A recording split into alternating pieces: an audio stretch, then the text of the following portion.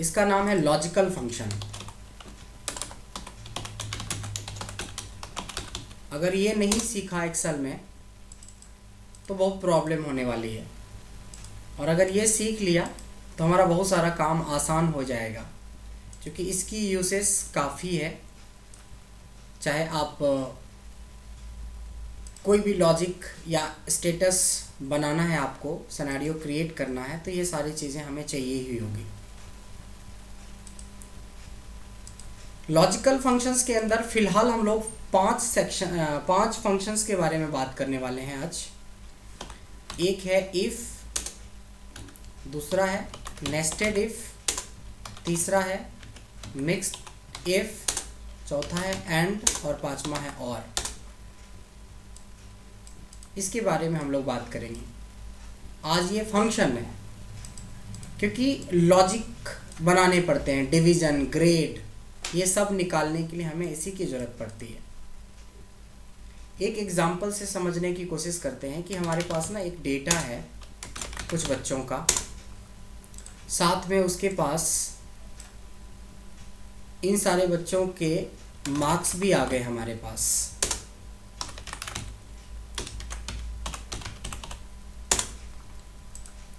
अब इसकी आपको ना एक स्टेटस पता करना है, बनाना है। ये अभी फ़िलहाल हमने 8-10 बच्चों का लिया है।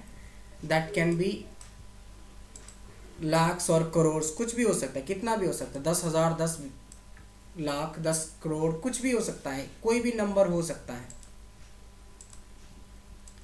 क्वेश्चन ये है कि इन सारे बच्चों का सामने जो मार्क्स लिखा है, इसके बेस पे आपको इनको एक रिजल्ट का स्टेटस देना है, जिसमें स्टेटस में या तो पास या तो फेल ये लिखना है।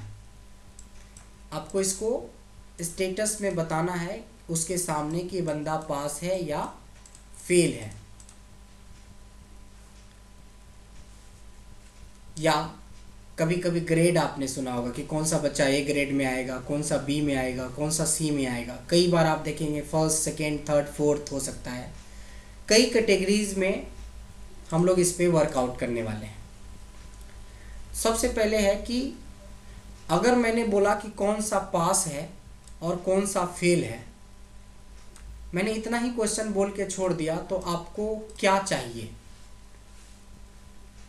सिमी, आपको क्या लगता है कि हमें किस चीज़ की रिक्वायरमेंट होगी अगर हमें इसको पास या फेल बताना है? तो सर मिनिमम नंबर जो भी हमने टेंटेटिव लिया यस, कि 30 या 33 पे हमारा वो पास होना है। बिल्कुल बिल्कुल एग्जैक्टली। हमें एक क्राइटेरिया चाहिए, एक पैरामीटर चाहिए कि किस पैरामीटर पे आप किसी को पास बोलोगे या फेल बोलोगे। जब तक क्राइटेरिया नहीं होगा तब तक हम कैसे ग्रेडिंग कर सकते हैं इसकी? मान लो कि मैं बोलता हूँ कि ग्रेटर देन इक्वल टू 33 है तो वो पास है, और अगर इससे नीचे है, 33 से नीचे है, तो वो फेल है। अगर ध्यान से देखें कि 33 या 33 से ज़्यादा चाहिए तो बंदा पास होगा, अदरवाइज फेल होगा। इसमें दो क्राइटेरिया है, एक 33 या उससे ऊपर और एक 33 के नीचे। तो यहाँ पे आपको समझना पड़ेगा कि अगर हमारे पास दो क्राइटेरिया है तो एक इफ से काम चल जाएगा आपका। अगर 3 क्राइटेरिया है तो आपको 2 इफ का जरूरत पड़ेगा। 4 क्राइटेरिया है तो आपको 3 इफ की जरूरत पड़ सकता है। हालांकि नए एक्सेल में इफ्स भी आ गया इसके जगह पे। हम इसके अलावा एक और भी पढ़ सकते हैं इफ्स, उसके बारे में बाद में जिक्र करेंगे। पहले जो नॉर्मल है, जो सबके पास है, वो पहले पढ़ेंगे। जितनी क्राइटेरिया है उससे एक कम इफ का कॉन्सेप्ट रहेगा। इसको लगाते कैसे? बड़ा सिंपल है कि if this value is greater than equal to 33। ये कहाँ से मिलेगा? जब हमें कोई क्राइटेरिया दिया जाएगा, कोई एक पैरामीटर दिया जाएगा कि इस पैरामीटर के ऊपर नीचे का देखो। If this value is greater than और इक्वल टू 33, तो ये हो भी सकता है और नहीं भी हो सकता है। अगर होता है तो दैट इज ट्रू, नहीं होता है तो दैट इज फॉल्स। अगर होता है यानी कि पास में आएगा, अगर नहीं होता है तो वो फॉल्स में आएगा, फेल में आएगा। ठीक है, अब यहाँ से डबल क्लिक करेंगे और सारे रिपोर्ट्स बन के तैयार हो जाएंगे, चाहे वो 10 हो, 10,000 हो, 10 लाख हो। किसको किसको समझ में नहीं आया ये चीजें? राकेश सर समझ में सर आ गया नहीं, बट ये थोड़ा सा टेंशन रखनी पड़ेगी कहाँ पे ये। टेंशन नहीं रखनी पड़ेगी सर, टेंशन बिल्कुल नहीं है इसमें। इसमें जो है हाँ टेंशन नहीं कर सर, मैं ये कह रहा हूँ टेंशन रखनी पड़ेगी। अच्छा टेंशन, ओके ओके। जो आपने डबल कोमा लगाया हाँ तो ये सर एक बार प्रैक्टिस, देखना पड़ेगा तो ये आपको प्रैक्टिस से आएगा। हाँ, वी हैव टू प्रैक्टिस। और ये नहीं, कोई भी चैप्टर होगा ना उसमें हमें अटेंशन भी रखना है और प्रैक्टिस भी पीछे करना पड़ेगा। अगर ध्यान से देखेंगे तो बड़ा सिंपल है। मैंने बोला इफ, हिंदी में अगर बोलते हैं। इफ अगर ये वाली वैल्यू ग्रेटर देन और इक्वल टू, ये तो हमारे क्वेश्चन में ही दिया हुआ हो, कितना हो 33, तो पास होगा, नहीं तो फेल होगा। अब जैसे तो के लिए देखो कॉमा डाला है, ये तो हम हिंदी में बोल रहे हैं, बट लॉजिकल टेस्ट खत्म होने के बाद कॉमा तो बोलता है तो है नीचे कि टोमा डालो, फिर बोलता है कि जो ट्रू हो तो क्या हो। तो जो भी टेक्स्ट आउटपुट लेंगे उसको डबल कोटेशन के अंदर लिखना पड़ता है, डबल कोटेशन के अंदर लिखना है पास। अदरवाइज के लिए फिर कॉमा डाला, फेल। ये हर बार जो आप आउटपुट लेने वाले हैं उसको डबल कोटेशन के अंदर रखना है और बहुत इजीली यू कैन आंसर। और इसकी वीडियो देख लें आप 2-3 बार, और वीडियो से ज़्यादा जरूरी है खुद से टाइप करके देखना क्या होता है। वीडियो बहुत जल्दी समझ में आता है। हम लोग जब क्लास लेते हैं तो कभी ऐसा होता ही नहीं कि कोई बोल दे कि हमें समझ में नहीं आया। प्रॉब्लम तब आती है जब खुद से आप अप्लाई करते हो, तो उसके लिए प्रैक्टिस चाहिए थोड़ा, बार बार अलग अलग छोटा छोटा डेटा पे या अपने रियल डेटा पे आप बात करें। तो ये जो सिनेरियो, पहला सिनेरियो था, उस सिनेरियो को हम लोग, एक मिनट, उस सिनेरियो को बोलते हैं इफ, क्योंकि एक इफ से हमें 2 क्राइटेरिया सॉल्व हो गया। सर मेरे को एक क्वेरी है Yes, इसमें, हमने please. इसको इन्वर्टेड कॉमर्स में क्यों दिया, इन्वर्टेड पास इन्वर्टेड फेल? ये रूल है कि जब भी कोई टेक्स्ट आउटपुट लेते हैं तो आपको डबल इन्वर्टेड कॉमा के अंदर रखना पड़ेगा। ओनली टेक्स्ट, अगर हम टेक्स्ट लेंगे तो इन्वर्टेड कॉमर्स में ना? टेक्स्ट या डेट, टेक्स्ट या डेट को हम डबल इन्वर्टेड कॉमा में रखते हैं। नंबर में आप डबल इन्वर्टेड कॉमा में रख भी सकते हो, छोड़ भी सकते हो। तो जैसे ही हमारे 8-10 एग्जाम्पल आएंगे तो और भी क्लैरिटी हो जाएगी और याद ही हो जाएगा वो। ओके, तो टेक्स्ट और आपने बोला डेट को लिखते हैं हम हाँ, इसमें। डेट और ये दोनों। अच्छा, एक एग्जाम्पल और मैं लेना चाहूँगा, उसका आंसर आप ही लोग देंगे तो जल्दी समझ में आएगा। क्वेश्चन है कि मान लो कि ये एज है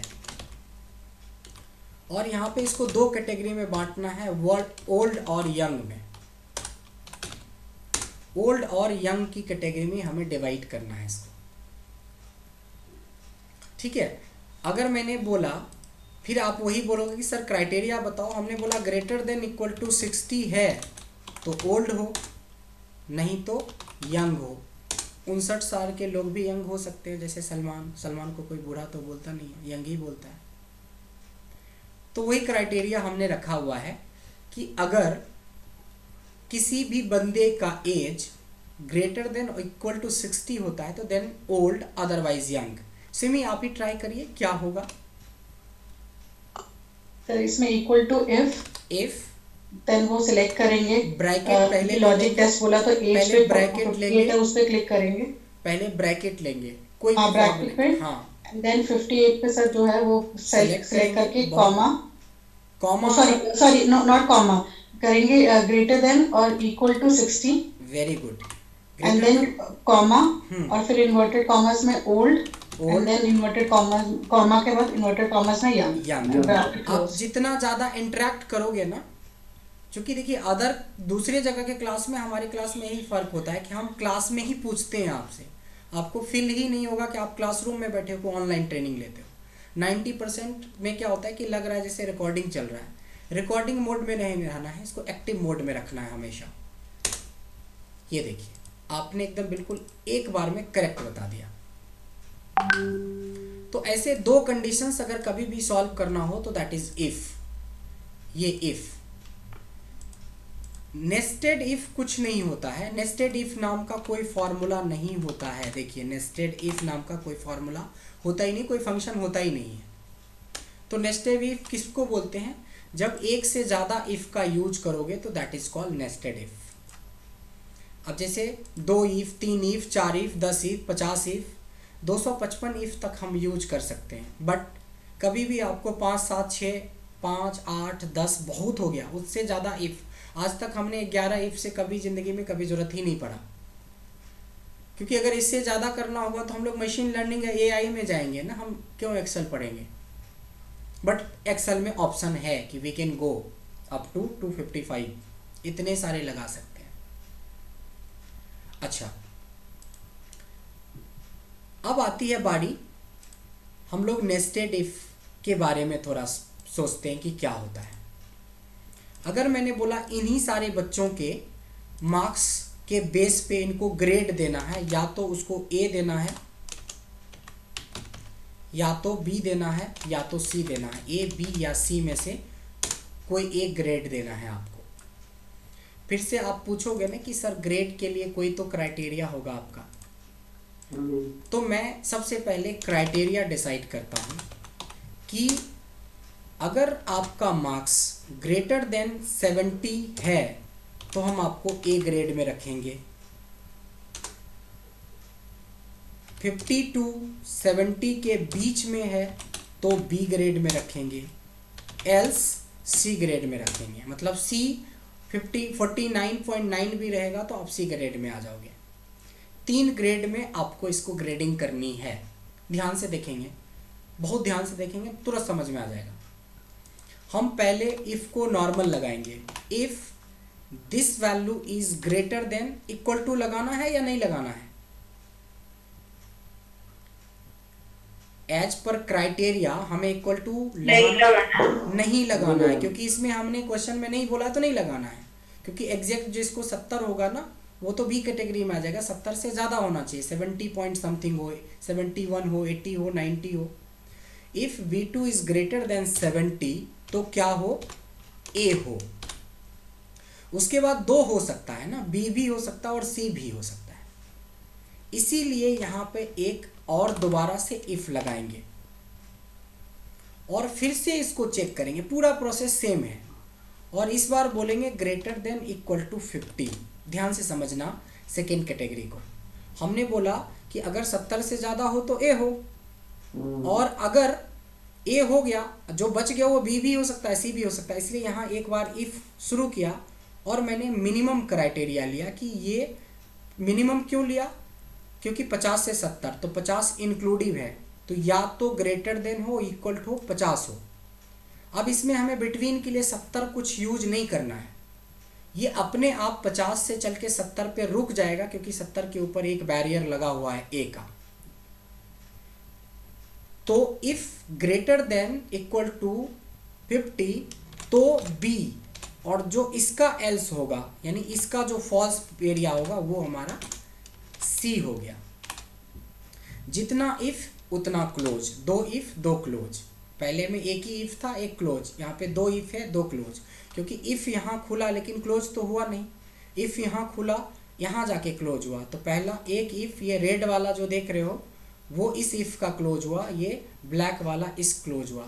एक और टेक्निक होती है कि ब्लैक होने तक क्लोज, बट ये एक ज़्यादा कॉन्सेप्ट लेके चलेंगे तो दिक्कत हो जाएगा। एंटर करते हैं, देखते हैं कि क्या हुआ और समझ में आया कि हमने क्या किया। If V2 is greater then 70 तो ए हो, अदरवाइज फिर से चेक करें। If V2 is greater than equal to 50, equal to क्यों लगाया? क्योंकि 50 को इंक्लूसिव में लाना था, तो बी हो, और जो उसके नीचे हो गया ऑटोमेटिकली वो तीसरा पार्ट बन गया सी। अगर ये समझ में आ गया, नहीं भी समझ में आया तो देखो यहाँ पे आके जब आपके ऊपर जिम्मेवारी बढ़ेगी तो अपने आप समझ में आ जाएगा। मैं बोल रहा हूँ इसको 3 कैटेगरी में बांटना है इस बार, ओल्ड, यंग और चाइल्ड की कैटेगरी में बांटना है। और इस बार जो मैं आपको क्राइटेरिया दे रहा हूँ वो है ग्रेटर देन इक्वल टू 60 पे ओल्ड, और 18 से लेके 60 के बीच में, सॉरी 18 से 59 तक यंग, और लेस देन 18 जो है वो चाइल्ड। अनुज आप ट्राई कर सकते हो। अनुज यस सर। आप चलाए, इस क्राइटेरिया के बेस पे आप इसको ट्राई करोगे। एक आध दो बार गलती हो सकती है शुरू में, बट टेंशन नहीं लेना है। Yes sir, is equal to if 58 sir greater than equal to 60 comma sir double colon सामने सब लिखा हुआ है, सामने यहाँ लिखा हुआ है, क्वेश्चन में ही सब है। ओल्ड, हाँ। देन सर इफ, फिर से इफ शुरू होगा कॉमा डाल के, ठीक है। और फिर सर दोबारा फिर एज सेलेक्ट करेंगे, दोबारा एज सेलेक्ट करेंगे, वेरी गुड। और सर ग्रेटर देन, नहीं सर, हाँ ग्रेटर देन 18, ग्रेटर देन और इक्वल टू 18, इक्वल टू भी आएगा इसमें। इक्वल टू इसलिए आएगा कि 18 वाले को यंग ही रखना, 18 वाले को चाइल्ड अच्छा, नहीं कर हाँ, सकते। ग्रेटर देन इक्वल टू, ये वाला सिस्टम याद रखिएगा। तो ठीक है sir. Double column sir young, और जो बच गया चाइल्ड। कुछ टेंशन ही नहीं था, बट यही है, थोड़े कॉमा वगैरह पे ध्यान देंगे। जैसे राकेश सर ने बोला ना कि कॉमा पे अटेंशन देना पड़ेगा, ब्रैकेट पे देना पड़ेगा, इन सब पे ध्यान देंगे तो आराम से बना सकते हैं, कोई डाउट के बगैर बना सकते हैं।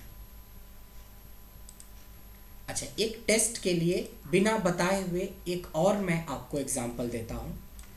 ये आप राकेश सर आप ट्राई करोगे, बेशक बने और ना बने कोई टेंशन नहीं लेना है, आपके हेल्प के लिए हम हैं और बाकी दो लोग और भी हैं। यहाँ पे आपको सर डिवीजन निकालना है। हम लोग सब लोग जो पढ़े हैं ना, वो सबको इसी डिवीजन, इसी तरीके से डिवीजन हम लोगों को मार्क्स मिला है। अगर याद होगा तो ग्रेटर देन इक्वल टू 60 पे हमारी फर्स्ट डिवीजन होता है।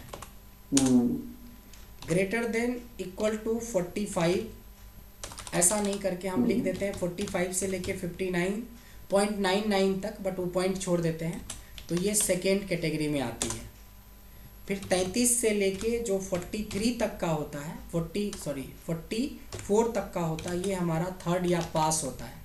जो उससे भी कम लाता है 33 से नीचे, वो हमारा फेल होता है। इसमें कितने क्राइटेरिया हैं? इसमें सबसे पहले देखना 4 हैं, तो कितने इफ लगेंगे? 3 लगेंगे। यहाँ तक तो सही हो गया। अब शुरू करके देखते हैं कि क्या क्या हम लोगों को अटेंशन देना है इस पे। If bracket 58 greater than equals to 60 comma, very good, double comma, जो आउटपुट चाहिए फर्स्ट 60 वाले फर्स्ट हो गए। ठीक है। उसके बाद एंड कॉमा और देन इफ, फिर से अगेन इफ, क्योंकि दूसरे सेक्शन में जाना है। ये अगेन इसको चेक करेगा। 58 ये आएगा ग्रेटर देन, और ये इक्वल टू 50, ये 59, 45, ठीक है। क्योंकि यहाँ से शुरू करेगा ना, इससे ज्यादा या इसके बराबर हो, ठीक है। 45 लेकिन इससे कम, क्योंकि एक बैरियर लग चुका है ना, तो अपने आप हो गया वो 59 पे रुक जाएगा, हमें बताने की जरूरत नहीं होती है। कॉमा, तो सेकंड, वेरी गुड, यहाँ तक बिल्कुल सही जा रहे हैं आप। देन थर्ड इफ, फिर से थर्ड इफ लगेगा, और फिर से इसी को चेक करेगा। इस बार greater than equal to 33, greater than और इक्वल टू 33, तो जस्ट पास, और जो बच जाएगा वो नीचे का हो गया, अदरवाइज फेल। जितना इफ उतना क्लोज, या ब्लैक होने तक क्लोज। देखिएगा 1 2 3, ब्लैक हुआ, या यूं कहें कि जितनी इफ लगाई उतनी क्लोज के बाद। तो Yes, जैसे yes. तो ये आपको, इजी है, जब तक ब्लैक हो जाता है तब तक करते रहो। नहीं अभी तो इजी है, बट बाद में चल के जब मिक्सिंग हो जाएगा ना फॉर्मूला को, तो आपको कॉन्सेप्ट से चलना पड़ेगा, ब्लैक से नहीं चलना पड़ेगा। क्योंकि अगर गलती से आपने कहीं पे यहाँ पे भी एक ब्रैकेट पहले ही लगा दिए, पूरा सत्यानाश हो जाएगा। अब ये ब्लैक के इंतज़ार में आप कहाँ चले जाओगे पता नहीं, रोहिणी, बदरपुर, नहीं तो कभी होगा ही Yes, नहीं। इसमें yes, ब्रैकेट ज़्यादा इम्पॉर्टेंट है। थोड़ा सा प्रैक्टिस करना एकदम पड़ेगा। बिल्कुल प्रैक्टिस करना है, कंसंट्रेट होके करना है, जहाँ जरूरत पड़े वहाँ वीडियो की हेल्प ले लेना है। ये लीजिए। तो आपने देखा कि इफ और नेस्टेड इफ क्या होता है बेसिकली। एक्चुअली मिक्स्ड इफ कुछ होता ही नहीं है, इसी को नेस्टेड ही बोला जाता है, मिक्स को भी। बट हमने आपको समझने के लिए इसको बिल्कुल अपने तरीके से इसको 3 कैटेगरी बनाया है, if, nested if, mixed if. अब बोलते हैं कि मिक्स्ड इफ किसको कहते हैं। इफ के साथ जो पीछे से आपने 30-40 फॉर्मूले पढ़े हो, 30-40 फंक्शंस पढ़े हो, उसको जोड़ने के बाद ही आपके आंसर आएंगे, नहीं तो नहीं आएंगे। जब तक आप को इफ के अलावा, इवन नेस्टेड इफ के अलावा, बहुत मल्टीपल इफ के अलावा, जब तक आपको बेसिक के जो 30-35-40 फॉर्मूले पढ़ाए हैं, फंक्शन पढ़ाए हैं, अगर वो नहीं आता है तो आप मिक्स इफ बना ही नहीं सकते। एक बार मिक्स्ड इफ के बारे में सोचते हैं कि क्या होता है। मिक्स इफ को इस तरह से भी आप कह सकते हो कि इफ के साथ कुछ और फंक्शंस का यूज करना। मैंने बार बार बोला था कि 30-35 फॉर्मूले को खूब अच्छे से पढ़ना, क्योंकि उसके बिना नहीं बनने वाला है आपका मिक्स्ड इफ। डेटा मैं सेम ही ले रहा हूँ, क्वेश्चन बदल रहा हूँ, थोड़ा ध्यान देंगे, ध्यान से सारे लोग ध्यान देंगे। मैंने बोला कि इसमें से जो वैल्यूज हैं आपके,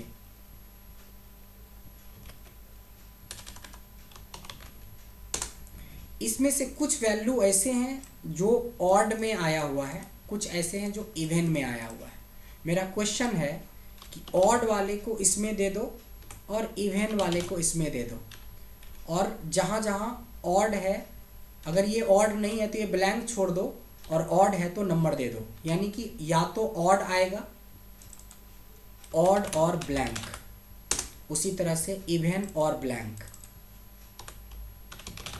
कि ऑड नंबर इस कैटेगरी में आ जाए, अगर ऑड नहीं है तो वहाँ पे ब्लैंक दे दे, और इवन वाले में जैसे 58 यहाँ आ जाए लेकिन ये ब्लैंक कर दे, ये आ जाए ये फिर ब्लैंक कर दे, फिर ये ब्लैंक कर दे। इस तरीके से क्वेश्चन होपफुली सबको समझ में आ गया होगा। Yes sir. ठीक है, अब हम लोग इसको थोड़ा सा समझने की कोशिश करते हैं, टेक्निक्स। अब बताओ कि पीछे मतलब जब हम पहली, दूसरी, तीसरी क्लास ली होगी एक्सेल में, जब हमने 30-35 फॉर्मूले के बारे में बार बार बोला कि वीडियो से या प्रैक्टिस कर लेना, क्योंकि ये बहुत आसानी से आता है और बहुत आसानी से चला जाता है, इसका ज़रूरत पड़ेगा एडवांस में। अब आ गए हैं आप एडवांस वाले पार्ट में।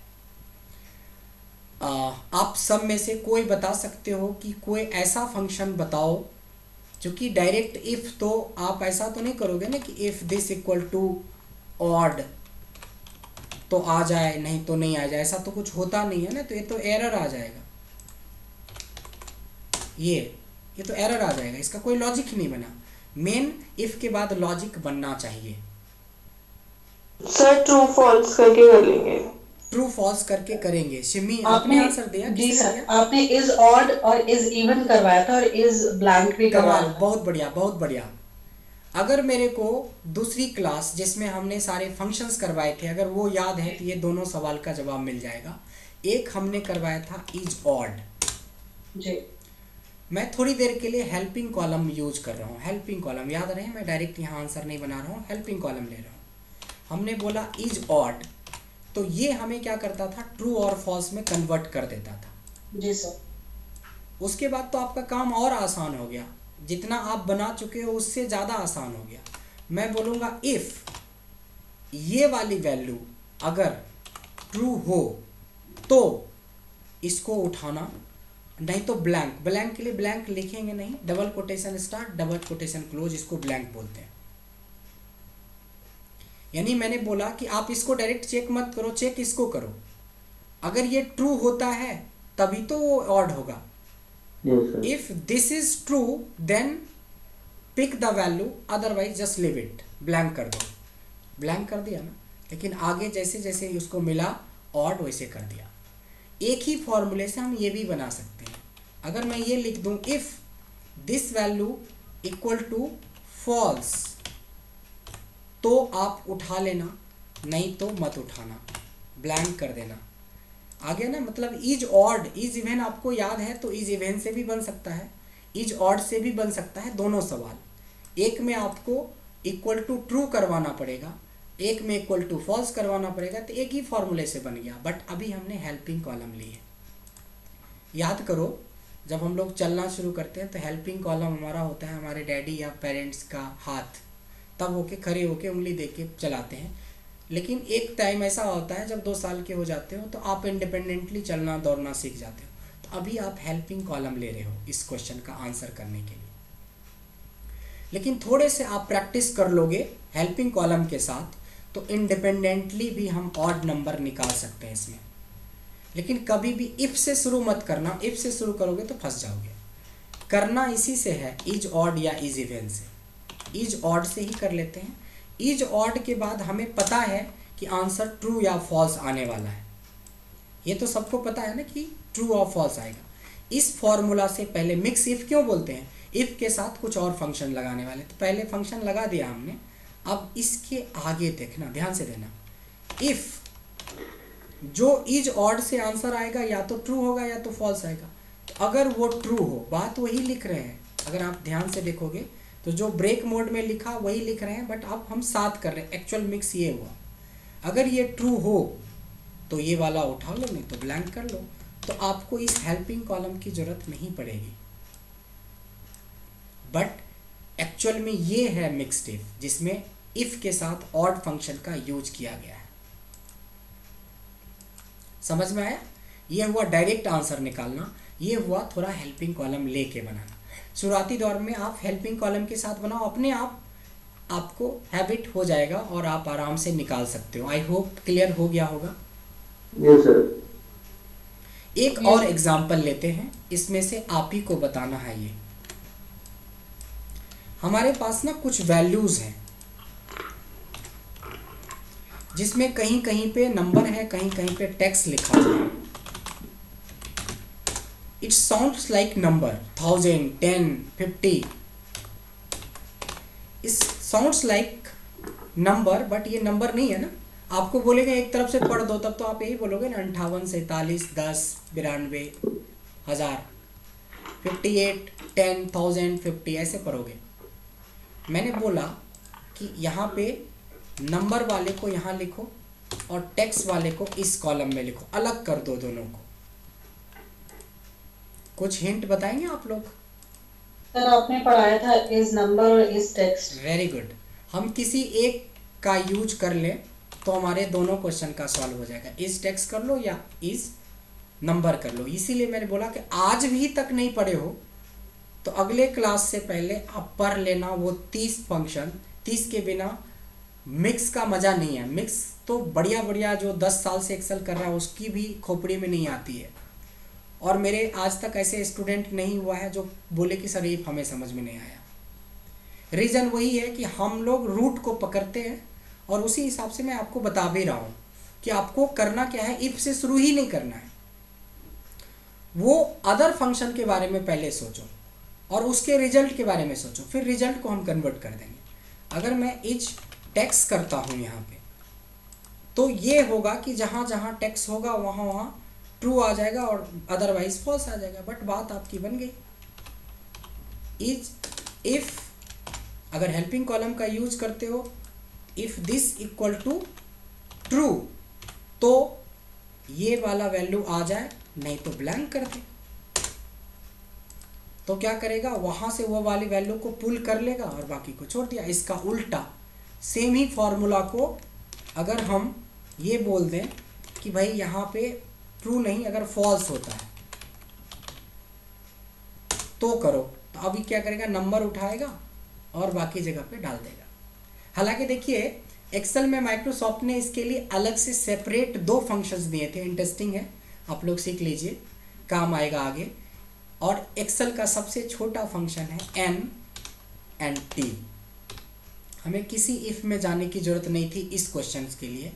टी फॉर टैक्स होता है, अगर इसको टैक्स मिला तो वो टैक्स उठाएगा, नहीं तो ब्लैंक कर देगा। वही काम तो हम इफ से करवा रहे थे। सेम दुनिया का सबसे छोटा फॉर्मूला एक्सेल के अंदर एन, कि अगर हम नंबर है तब तो उठा लेगा, टैक्स रहेगा तो नहीं उठाएगा, उसके जगह जीरो डाल देगा। देखो ब्लैंक नहीं कर रहा है। लेकिन मेरा क्वेश्चन था या तो टैक्स करे या ब्लैंक करे, या तो नंबर करे या तो ब्लैंक करे। नंबर में जहाँ टैक्स होता है वहाँ जीरो बिठा देता है, जहाँ टैक्स होता है टैक्स उठा के ब्लैंक कर दिया। इस जगह पे तो प्योर इफ़ के तरह काम हुआ, बट इसमें तो नहीं हुआ ना, तो हमें तो इफ़ पे आना ही पड़ेगा, क्योंकि हमें ब्लैंक करवाना था, हमें जीरो भी नहीं डालना था। अगर जीरो करवाना रहता तो एन और टी काफ़ी था अपने पास। यानी दो बेसिक फॉर्मूले और ऐड कर लो अपने उस सिलेबस के अंदर जो हमने अभी तक डिस्कस करा है, कि दो फंक्शन बेसिक के और आपके जुड़ गए, कंप्लीट हो गया। ऐसे कई फंक्शंस बढ़ते जाएंगे और जुड़ते जाएंगे और आपका क्लियर होता जाएगा। अच्छा, ये एक ऐसा चैप्टर है, अगर मैं बात करूं इफ़ को, तो इफ़ को मैं 10 दिन तक बिना बोर हुए आपको क्लास दे सकता हूं। मतलब इसमें इतने हज़ार लॉजिक लगा सकते हैं हम लोग। बट आपको अभी फ़िलहाल हमें ये समझाना था कि what is difference between if, nested if and mix if. Mix if का यहाँ कॉन्सेप्ट ये है कि इफ़ के साथ जब तक कोई बेसिक के फॉर्मूले आपको नहीं पता है तब तक आप नहीं निकाल सकते हो, कितना भी आप लगा लो लॉजिक, तो वो जानना जरूरी है। इसलिए बेसिक फॉर्मूले के ऊपर वर्कआउट दोबारा से कर लो। आइए एक बार हम लोग आपको if, nested if, mix if, और इसके बारे में मैंने बोला कि ये एक अनलिमिटेड नहीं ख़त्म होने वाला कहानी है, ये कभी ख़त्म ही नहीं होता। इफ़ के साथ पूरे एक्सेल के सारे फंक्शंस जो हैं 100, 200, 300 सारे फंक्शंस को यूज किया जा सकता है। बट असाइनमेंट के थ्रू, वर्क के थ्रू हम आपको कम से कम 10-12 ऐसे क्वेश्चंस देंगे जिससे कि आपको मिक्स का बहुत अच्छा यूज करना सीख जाएंगे आप। फिलहाल हम लोग एंड और पे चलते हैं। एंड और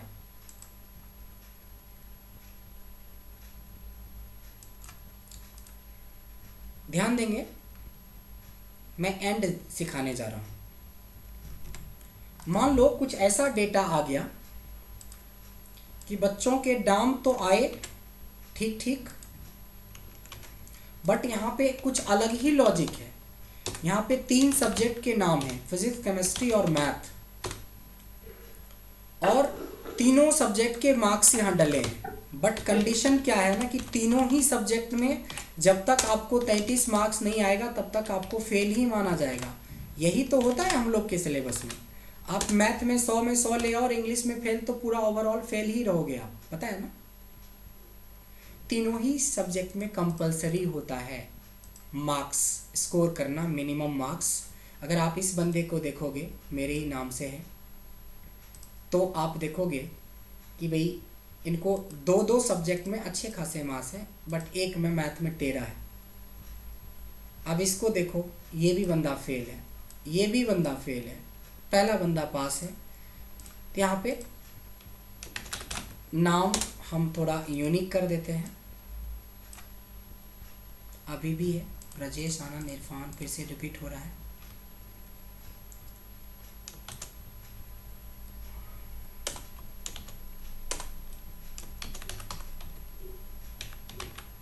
पता नहीं है कि नहीं, इसमें 10 नाम, हाँ इसमें कुछ नए नए नाम से आ गए। चलिए, नाम भी अलग हो गया, मार्क्स तो अलग से है ही। इस बार क्वेश्चन ये है कि तीनों ही सब्जेक्ट में मिनिमम कितना, ऑल सब्जेक्ट की बात करते हैं, इच सब्जेक्ट की बात करते हैं। इस सब्जेक्ट में ग्रेटर देन इक्वल टू 33 तो चाहिए, तभी आप पास होगे, एल्स फेल होगे, जो हम लोगों के साथ होता है एक्चुअल में।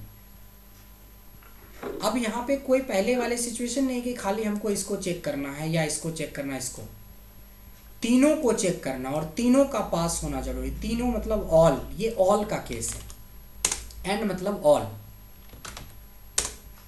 तो देखिए बड़ा सिंपल है, इसका भी आंसर आपका एंड का आंसर या तो ट्रू आता है या सो फॉल्स आता है।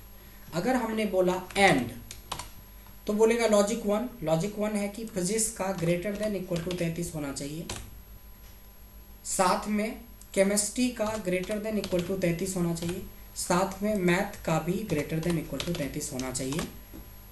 इतना पे छोड़ दोगे, कोई पास नहीं कोई फेल नहीं, तो इतना का आंसर ट्रू या यानी एंड और दोनों का आंसर ट्रू या फॉल्स ही आता है। ट्रू फॉल्स में हमने पहले 6 फंक्शंस पढ़े थे, आज 2 फंक्शन और पढ़ रहे हैं, तो 8 ऐसे फंक्शंस हो जाएंगे जो ट्रू और फॉल्स में आंसर देता है। तो अब अगर आप ट्रू फॉल्स हो गया तो अब आप पास या फेल नहीं बना दोगे। अब तो इजी हो गया ना कि if this equal to true तो बंदा पास है, नहीं तो फेल है। यही तो पढ़ते आ रहे हैं 9 बजे 8:30 बजे से 9:30 बजे से। क्लियर है? Yes sir. अच्छा, अगर हमको बिना हेल्पिंग कॉलम का बनाना होता तो कोई बात नहीं, हमें पता है कि इसका आंसर ट्रू या फॉल्स आएगा। यहाँ पे लगाते इफ, ब्रैकेट देते केयरफुली, और इन सब का आंसर अगर ये ट्रू होता है तो डबल इन्वर्टेड कोमा के अंदर पास, अदरवाइज फेल। बात तो वही है, लेकिन शुरुआती दौर में शायद आप इन्वर्टेड कोमा के साथ बनाओगे, सॉरी हेल्पिंग कॉलम लेके बनाओगे तो ज़्यादा आसान रहेगा आपके लिए।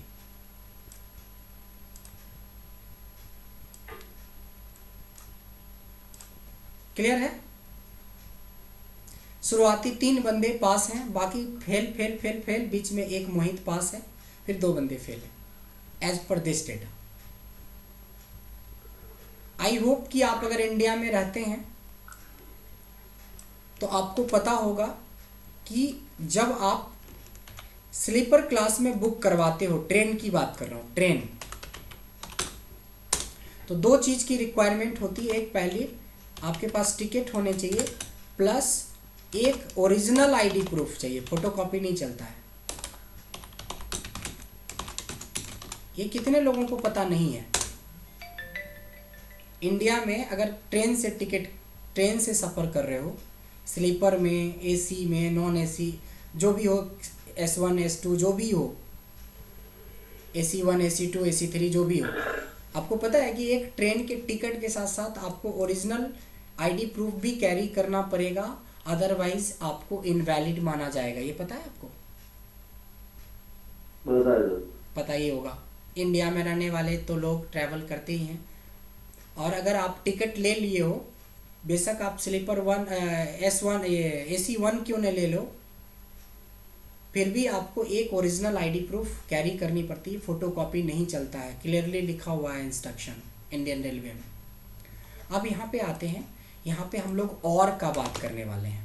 और मतलब कोई एक, देखिए यहाँ एंड था, एंड मतलब तीनों के तीनों चीज़ में पास करना जरूरी था, ये भी चाहिए, ये भी चाहिए, ये भी चाहिए। यहाँ पे मैं और के बारे में बात कर रहा हूँ। और मतलब एनी, कोई एक, मतलब मान लो एग्जाम्पल के लिए मैं यहाँ पे भी 3 ही लेता हूँ। BI मतलब वोटर आईडी हो आपके पास, या आधार कार्ड हो, पैन कार्ड हो, ड्राइवरी लाइसेंस हो, दुनिया भर की चीज़ें हो सकती है जो आईडी प्रूफ में माना जाता है, बट फिलहाल मैं 3 के हिसाब से। अच्छा, इसको मैं थोड़ा एक फॉर्मूले से रेंट बिटवीन से 1, 2 कर रहा हूँ, तो या तो कहीं 1 आएगा या तो कहीं 2 आएगा ना। मैं यहाँ पे भी एक डेटा बना रहा हूँ। इफ़, समझिएगा ध्यान से, इफ़ रेंट बिटवीन में आउटपुट अगर हमारा 1 हो तो वहाँ पे यस शो करे, अदरवाइज नो शो करे। ये भी हमारा मिक्स्ड इफ का एग्जांपल है। हमने एक रफ डेटा जल्दी से क्विकली बना पाया यस नो का, ऐसे हम लोग टाइप करते हैं ज़बरदस्ती का। इफ़ आता है इसलिए हमने जल्दी से yes no yes no yes no करवा लिया। अब मेरे को ये समझना है से इसमें से कितने बंदे टिकट, मान लो कि सबके पास टिकट है, बट कितने बंदे को वैलिड माना जाएगा, कितने बंदे को इनवैलिड माना जाएगा, वैलिड या इनवैलिड। इसके लिए हम इस बार और लगा रहे हैं। और मतलब कोई एक, कोई ज़रूरी नहीं है कि सारे ही डॉक्यूमेंट लेके ही चलो साथ। कंपनी का कहना है, गवर्नमेंट का कहना है कि आप टिकट के साथ एक ओरिजिनल आईडी प्रूफ लगोगे। ब्रजेश के पास देखो तीनों आईडी प्रूफ था, आनंद के पास 2 थे, मोहित के पास एक भी आईडी प्रूफ नहीं था, इसको इनवैलिड माना जाएगा। इसका भी आंसर ट्रू फॉल्स में आता है, बिल्कुल सेम। और दिस इक्वल टू यस हो, या तो उसके पास वोटर आईडी हो, या दिस इक्वल टू यस हो, या तो दिस इक्वल टू यस हो। तो सारे अगर मिल गए तो ट्रू हो जाएगा, नहीं मिला तो फॉल्स। इसके बाद तो कौन वैलिड है कौन इनवैलिड है। If this equal to true तो ये वैलिड है, अदरवाइज नॉट वैलिड। ये कौन वैलिड है कौन नॉट वैलिड है सब बिल्कुल सामने आ गया। दो बंदे हैं, मोहित और गोपाल, दोनों लगता है एक ही सीट पे बैठा हुआ था, इनवैलिड वाला। अगर मैं अनुष्का को भी नो करवा देता हूं यहाँ से, जैसे ही नो होगा वहां पे देखेंगे चेंज हो गया पूरा ग्राफ, नॉट वैलिड का आ गया, मतलब डेटा चेंज रिफ्लेक्शन आपको रिजल्ट पे दिख जाएगा। So this is the best example of हम लोग मिक्स इफ बोल सकते हैं इसको। कुछ लोग नेस्टेड भी बोलते हैं, बट समझने के लिए जैसे जैसे मैंने कैटेगराइज किया ना वैसे याद रखोगे तो कभी कंफ्यूजन नहीं होगा कि इफ मल्टीपल इफ करेंगे तो नेस्टेड बोल देंगे, और इफ के साथ कुछ और लगा के उसको हमने मिक्स इफ।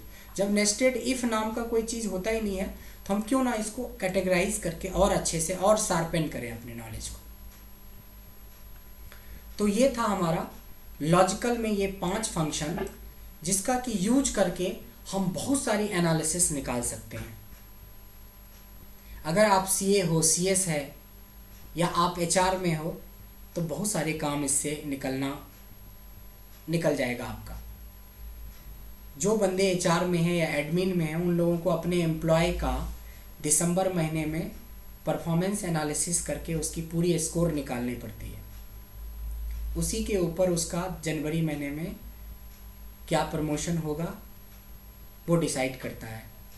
बोलता है कि अगर ओवरऑल आपको रेटिंग 80 या 80 से ज़्यादा मिलता है तो आपको 15% का हाइक मिलेगा सैलरी के ऊपर। अगर आप 50 to 80 के बीच में एवरेज परफॉर्मर हैं तो आपको 10% का हाइक मिलेगा, अदरवाइज 5% का मिलेगा, या हो सकता है आपको प्रमोट नहीं किया जाएगा, आपकी सैलरी इंक्रीज नहीं की जाएगी। सेम यही लॉजिक लगेगा अगर आप एचआर में हैं, फिनांस में, दोनों बंदे इससे जुड़े होते हैं।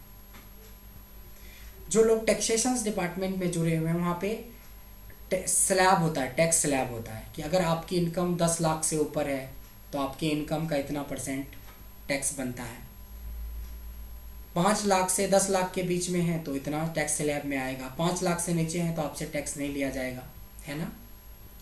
कितना वो अमाउंट को कैसे आप सेग्रीगेट कर पाएंगे कि एक्चुअल टैक्स डिडक्शन में अमाउंट कितना टैक्स डिडक्ट होगा किस बंदे को। ये सारे के सारे एनालिसिस हम कर सकते हैं, इसके लिए भी असाइनमेंट्स हम आपको भेजेंगे। बट उससे पहले आपको क्या करना होगा, बेसिक फंक्शंस के ऊपर काम करना है।